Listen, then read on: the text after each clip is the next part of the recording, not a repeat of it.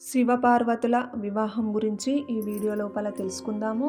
సర్వలోకాలు శూన్యంలోకి మునిగిపోయినటువంటి రోజు, దక్షయజ్ఞంలో జరిగినటువంటి అవమానం, శివునిపై ప్రేమతో అగ్నిలో ప్రవేశించిన సతీదేవి. ఆమె అగ్నిలో లీనమైన క్షణం ప్రపంచం తన శక్తిని కోల్పోయింది. శివుడు విశ్వనాథుడు శ్మశానాల రాజు అంతులేని ధ్యానంలోకి వెళ్ళిపోయాడు. ఆయన కళ్ళ వెనుక కనిపించింది ఒక్కటే తన యొక్క సతీ రూపం. ఇక శక్తి తిరిగి అవతరించిన క్షణం గురించి తెలుసుకుందాం. సతీదేవి దేహం భూమంతా శక్తిపీఠలుగా పరివర్తనమైన తర్వాత దేవతలందరూ ఒక్కటే ప్రార్థించారు, శక్తి తిరిగి రావాలి. అలా హిమవంతుడైనటువంటి ఒక రాజుకు మేనకాదేవి గర్భంలో దివ్యశక్తి పునర్జన్మనిస్తుంది. ఆ పాప పుట్టిన క్షణం హిమాలయ శిఖరాలు ప్రకాశించాయి, నదులు నాదం చేశాయి, దేవతలు ఆకాశం నుంచే పుష్పవర్షం కురిపించారు. ఆమెకు పార్వతి అని పేరు పెట్టడం జరిగింది.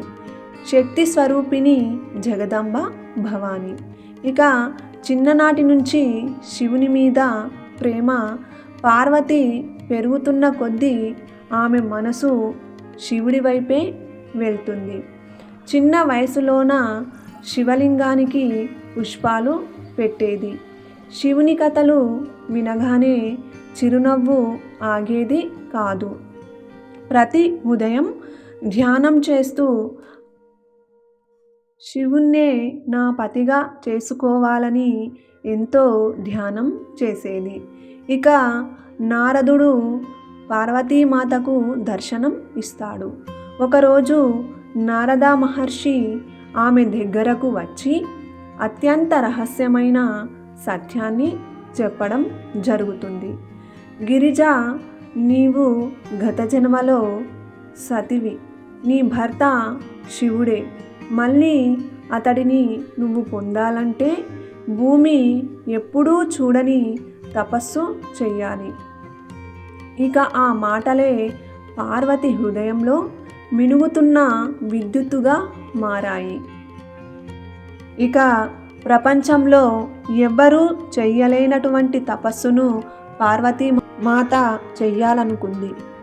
పార్వతి రాజభవనం వదిలి అరణ్యంలోకి అడుగుపెట్టింది. మొదట్లో పండ్లాహారం తీసుకుంటూ ధ్యానం చేసేది. ఆ తర్వాత ఆకులను మాత్రమే తీసుకునేది. ఆ తర్వాత గాలి మాత్రమే తీసుకుంటూ ధ్యానం చేసేది. వర్షం, మంచు, తుపాను ఏది ఆమె ధ్యానాన్ని అడ్డుకోలేకపోయాయి. ఏకాంత అరణ్యంలో ఒక చిన్న దీపంలా దగదగలాడిన ఆ భక్తి విశ్వం మొత్తం కదిలించింది. పార్వతి యొక్క కఠోర తపస్సుకు దేవతలు ఆందోళనలో మునిగిపోయారు.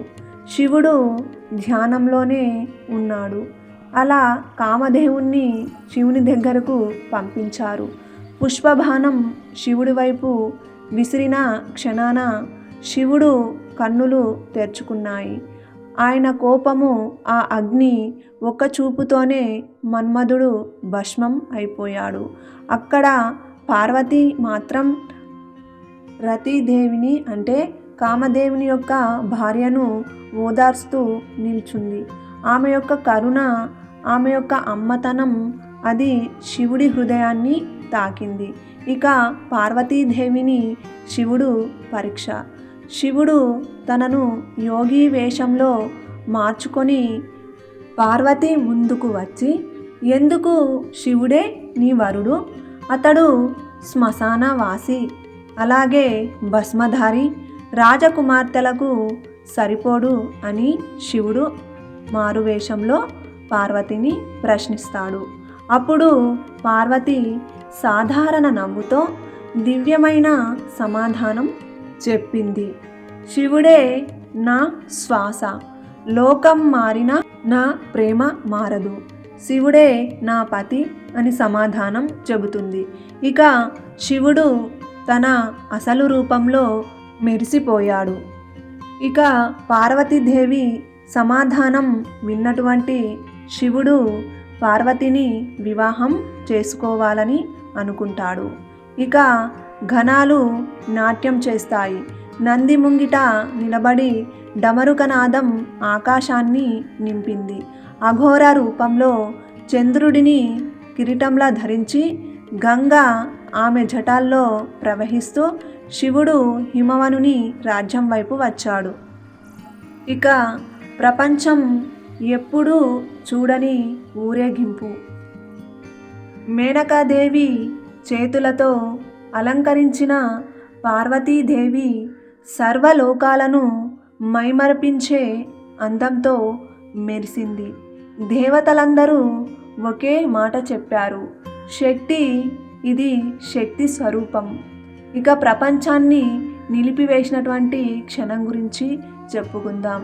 బ్రహ్మ మంత్రోచ్చరణలు, విష్ణువు వరుడి పక్షాన ఉండడం జరుగుతుంది. సర్వలోకాల సాక్షిగా శివపార్వతులు ఒక్కటవ్వడం జరుగుతుంది.